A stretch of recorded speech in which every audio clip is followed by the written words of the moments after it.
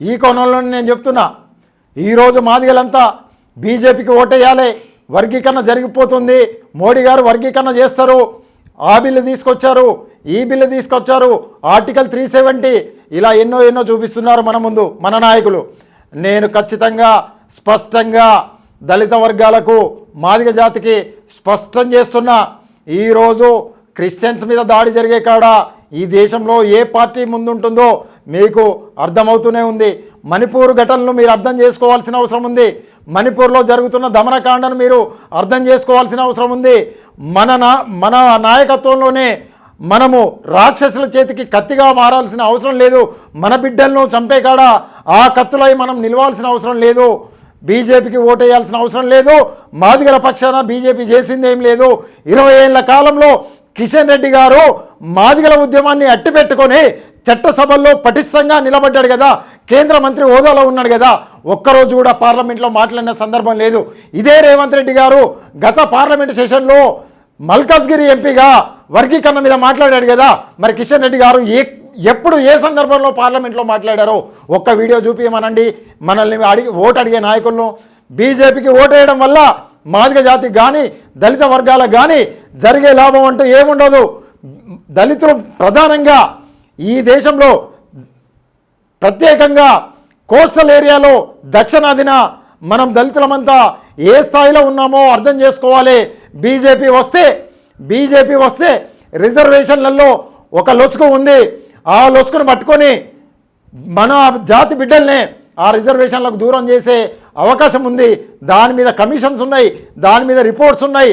ఆ రిపోర్ట్స్ అమలు చేస్తే మాదిగళ్లలో చాలామందికి రిజర్వేషన్ లేకుండా పోయే అవకాశం ఉంటుంది. కనుక అందరూ కూడా జాగ్రత్తగా గమనించి ఓటు వేసే కాడ మీకు న్యాయం చేసి మీకోసం ఆలోచించి ఈ దేశంలో మీరు ఉన్నారని, మీరు ఉండాలని, మీకోసం వసతులు ఇచ్చిన వాళ్ళు, మీకోసం త్యాగం చేసిన పార్టీలు, మీకోసం త్యాగం చేసిన రాజకీయ కుటుంబము అంటూ ఉంది. దాన్ని గమనించండి, దానికే ఓటు ఇవ్వండి. కానీ ఈ దేశంలో మన మీద దాడులు చేసి మన అస్తిత్వం మీద దమనకాండ చేసిన ఏ రాజకీయ పార్టీ కూడా మనం ఓటు వేయాల్సిన అవసరం లేదు అనేది స్పష్టం చేస్తున్నా. ఏం చెప్పుకోవచ్చు ఇప్పుడు కిషన్ రెడ్డి గారు కానీ లేకపోతే బీజేపీ ఉన్నతిని కిషన్ రెడ్డి గారు గెలవాలి, అలాగే బీజేపీ గెలవాలి అని చెప్పుకొస్తున్నటువంటి మందకృష్ణ మాదిగ రాజకీయంగా బొంద పెడతాం రేవంత్ రెడ్డి అని చెప్పేసినటువంటి వ్యాఖ్యకి ఓదేలు మాదిగ అని చెప్పుకోవచ్చు. మాదిగల కోసం గతంలో పార్లమెంట్లో మాట్లాడాడు. మాదిగలకి సామాజికంగా రాజకీయంగా అవకాశం కల్పించడంలో కృషి చేసినాడు రేవంత్ రెడ్డి అని చెప్పేసి మీ వాదన ఉంది. క్లియర్గా కిషన్ రెడ్డి వల్ల గెలవడం వల్ల మాదిగల భవిష్యత్తు ఏంది ఇది స్పష్టం చేయాలి కదా. కిషన్ రెడ్డి మేము ఎప్పుడైతే గుండె జబ్బుల పిల్లల ఉద్యమాన్ని తీసుకున్నామో ఆ రోజు నుండి మాదిగల ఉద్యమాన్ని అడ్డుపెట్టుకొని తన రాజకీయ భవిష్యత్తుని ఏర్పాటు చేసుకున్నాడు. దానికంటే ముందు ఆయన యువ మోర్చా రాష్ట్ర అధ్యక్షుడు. ఎప్పుడైతే పార్టీలకు వచ్చిండో పార్టీలకు రాగానే మా ఉద్యమం పక్క నుండి వచ్చిండు. ప్రతి ఉద్యమంలో కూడా ఆయన పాత్రను చూపించుకుంటూ వచ్చిండు. రాజకీయంగా ఇక్కడ శాసనసభ పక్షనేతగా, పార్టీలో రాష్ట్ర అధ్యక్షుడిగా, కేంద్ర స్థాయిలో ఒకసారి ఎంపీగా, ఒకసారి సహాయ మంత్రిగా, ఒకసారి కేంద్ర మంత్రిగా ఉన్నాడు. మా ప్రతి మీటింగ్లో కూడా నేను ఎంఆర్పిఎస్ కార్యకర్తగా పనిచేస్తా అంటాడు. మరి ఎంఆర్పిఎస్ కార్యకర్తగా పనిచేసే కిషన్ రెడ్డి మరి ఎక్కడనైతే ఎంఆర్పిఎస్ నాయకులకు మాదిగలకు ఎక్కడైతే న్యాయం జరుగుద్దో అక్కడ ఎందుకు మాట్లాడలేదు? ఎంఆర్పిఎస్ నాయకుడిని నేను ఎంఆర్పిఎస్ నాయకుడిని. నేను కనుక ఎంపీనైతే చట్టసభల్లో నిలదీస్తా ప్రభుత్వాన్ని. చట్టసభలు జరగకుండా చూస్తా. నా ఎజెండా అమలు కాకపోతే, నా ఎజెండాకు న్యాయం జరగకపోతే నా నిరసన ఉంటుంది. మరి కిషన్ రెడ్డి, నేను ఎంఆర్పిఎస్ కార్యకర్తనన్న కిషన్ రెడ్డి ఆయన ఎప్పుడు పార్లమెంట్లో మాట్లాడిండు? ఎప్పుడు చట్టసభల్లో మాట్లాడిండు? పార్లమెంటు వేదికగా వర్గీకరణ జరగాలని ఎప్పుడన్నా ప్రైవేట్ బిల్లుకు ముందుకు పోయిండా? పోలే కదా. మరి పోనప్పుడు కిషన్ రెడ్డిని ఎందుకు గెలిపించుకోవాలి మాదిగ జాతి?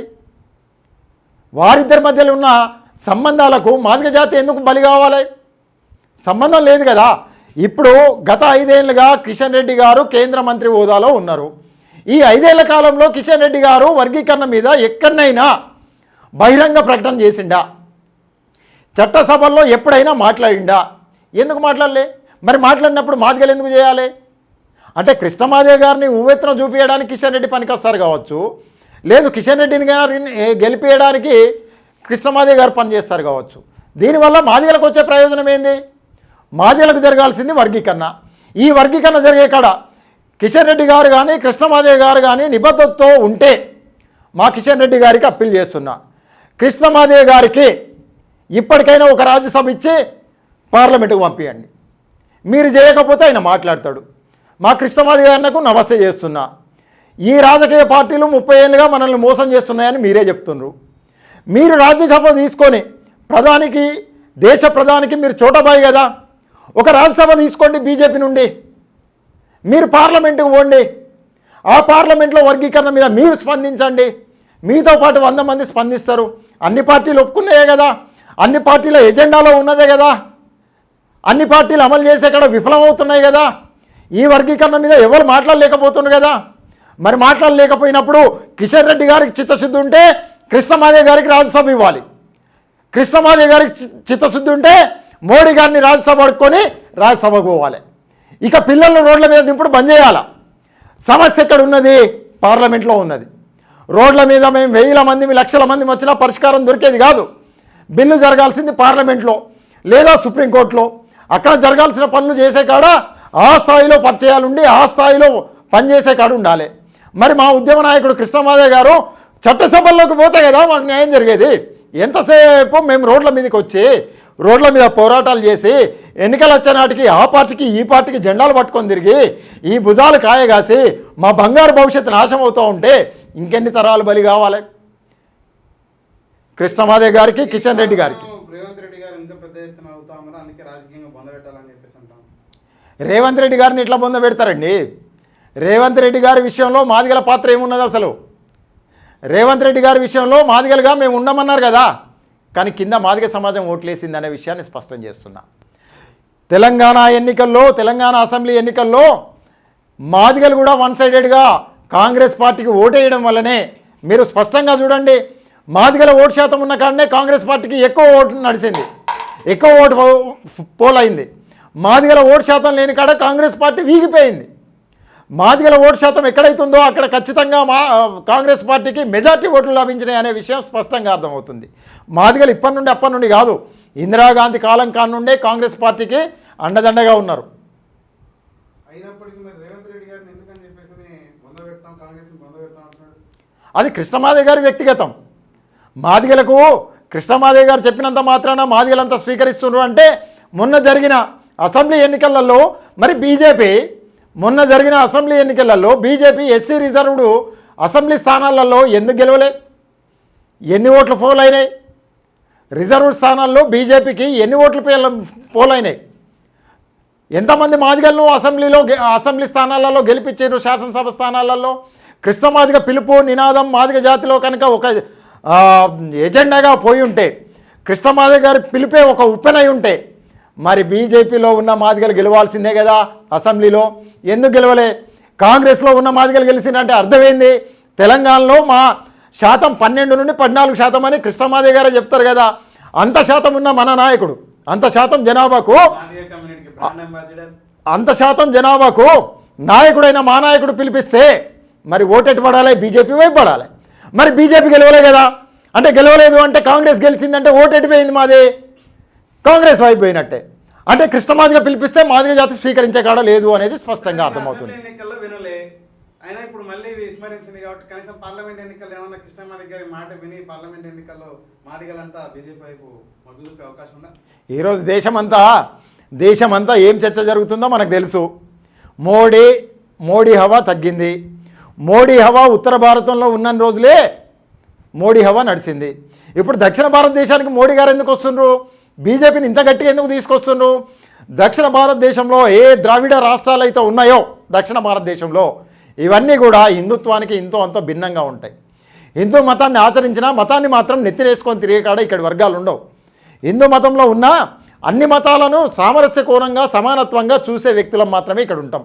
ఇక్కడ ఉత్తర భారతంలో బీజేపీ ఇంతో అంతో గల్లంత అవుతుంది కనుక దక్షిణ భారతంలో ఎఫర్ట్ పెట్టాలి. దక్షిణ భారతంలో ఉన్న ద్రవిడుల ఓట్లు, దళితుల ఓట్లు రావాలి. అవి రావాలంటే దళితులలో ఉన్న అసమానతల మీద ముందుకు పోవాలి. దాన్ని ముందుకు పోవాలంటే ఇక్కడ ఉన్న వర్గీకరణ మీద కృష్ణమాదేవి గారిని ముందు పెట్టుకోవాలి. అట్లా ముందు పెట్టుకొని పోయి బీజేపీ మాదిగళ్లకు దళితులకు పోవాలనుకుంటుంది. ఇక్కడ బీజేపీ 2 విషయాలు గమనించాలి. దళితులలో ఉన్నది ఎస్సీ వర్గీకరణ. ఈ వర్గీకరణ ఎన్ని కులాల మధ్యలో ఉన్నది? ఈ వర్గీకరణ ఎన్ని కులాల మధ్యలో ఉన్నది? ప్రధానంగా 2 కులాల మధ్యలో, మాలా మాదిగల మధ్యలో. అంటే మాలా మాదిగల మధ్యలోకి చొరబడితే, మాలా మాదిగల మధ్యలోకి చొరబడితే దక్షిణ భారతదేశంలో బీజేపీ అధికారంలోకి వచ్చినట్టేనా? రాగలుగుద్దా? అట్లా అనుకుంటే ఈ పార్లమెంట్ ఎన్నికలలో స్పష్టం చేస్తున్నాం కదా, కాంగ్రెస్ పార్టీ కనుక రిజర్వ్డ్ స్థానాల్లో కనుక గెలిస్తే మాదిగలే సమాధి అవుతారు. ఆ సమాధికి కారణం కూడా కృష్ణమాదిగే అవుతారు. ఈ మాట నేను ఎందుకంటున్నా, ముందస్తుగా అత్యుత్సాహంతో మీరు ముందుగానే ఏ పార్టీలో ఉన్నా బీజేపీకి ఓటేయమన్నారు, అన్ని పార్టీలు మాదిగలను విస్మరించే కాడికి అయింది. ఇక మాదిగలు మీ మాట విని ఓటేస్తేనేమో మాదిగ జాతి గెలిచినట్టు, మీ మాట పట్టించుకోకుండా అసెంబ్లీ ఎన్నికల్లో జరిగినట్టే ఈ పార్లమెంటు ఎన్నికల్లో కూడా జరిగితే మాదిగ ఉద్యమం, మాదిగ జాతి సమాప్తమైనట్టే అనేది స్పష్టంగా లైన్ ఇవ్వడానికే కాంగ్రెస్లో ఉన్న మాలలు ఈరోజు మాదిగలకు టికెట్ రాకుండా చేసిండ్రు అనేది స్పష్టం చేస్తున్నా.